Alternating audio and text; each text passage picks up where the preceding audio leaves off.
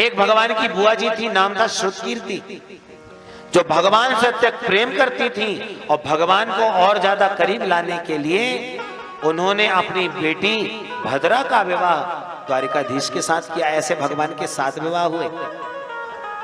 एक लक्ष्मणा नाम की कन्या थी, जिसके राज्य में यह नियम था कि जो घूमती हुई मछली का लक्ष्य भेदन कर देगा उसी के साथ अपनी कन्या का विवाह करूंगा। भगवान द्वारिकाधीश ने घूमती हुई मछली का लक्ष्य भेदन किया और ऐसे भगवान का 8वां विवाह लक्ष्मणा नाम की कन्या के साथ संपन्न हुआ। ऐसे भगवान के कितने विवाह हो गए? 8।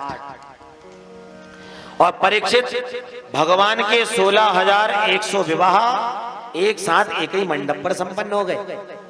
कैसे महाराज? सुखदेव बाबा कहते परीक्षित एक नरकासुर नाम का दैत्य था, जो भूमिपुत्र होने के कारण भौमासुर भी कहलाता था। एक दिन इसने बैठे बैठे विचार किया कि द्वारिकाधीश जब इतनी सारी गोपियों के साथ रास विहार कर सकते हैं तो हम भी बहुत सारी गोपियों को अपने घर बंदी बना के रख सकते हैं। इसने एक एक करके 16,100 कन्याओं को अपने घर में बंदी बना ली। जैसे ही बंदी बनाया, एक दिन सारी जितनी भी स्त्रियां इसके घर में बंदी बनी थी सब भगवान का स्मरण कर रही थी।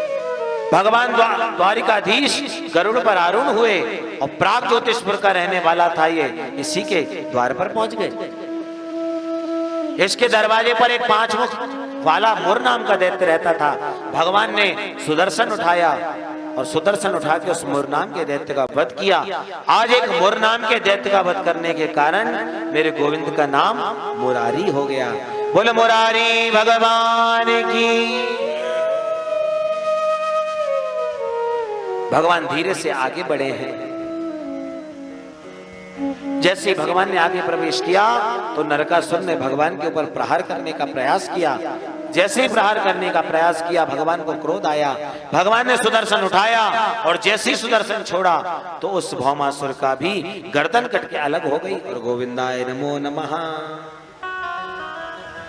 जैसे ही वध हुआ भगवान ने 16,100 कन्याओं को बंधन से मुक्त किया है। जैसे मुक्त किया, हाथ जोड़ के भगवान की स्तुति करने लगे। कृष्णाय वासुदेवाय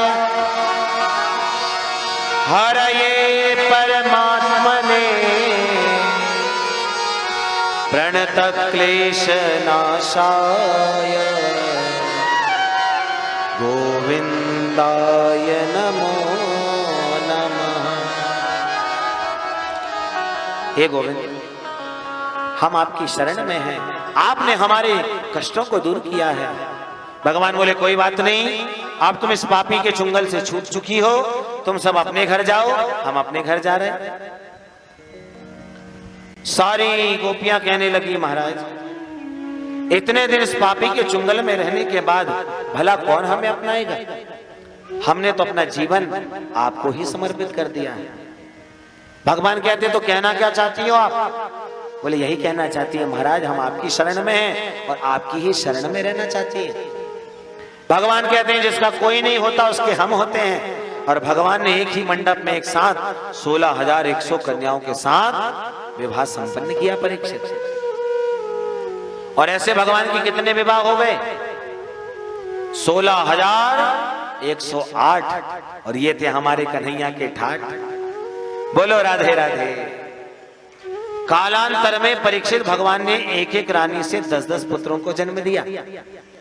और ऐसे भगवान के परिवार और पुत्रों की संख्या कितनी हो गई? 16,108 गुणित 10। घर में जाके हिसाब लगा लेना। 1,61,080 पुत्रों को भगवान ने जन्म दिया।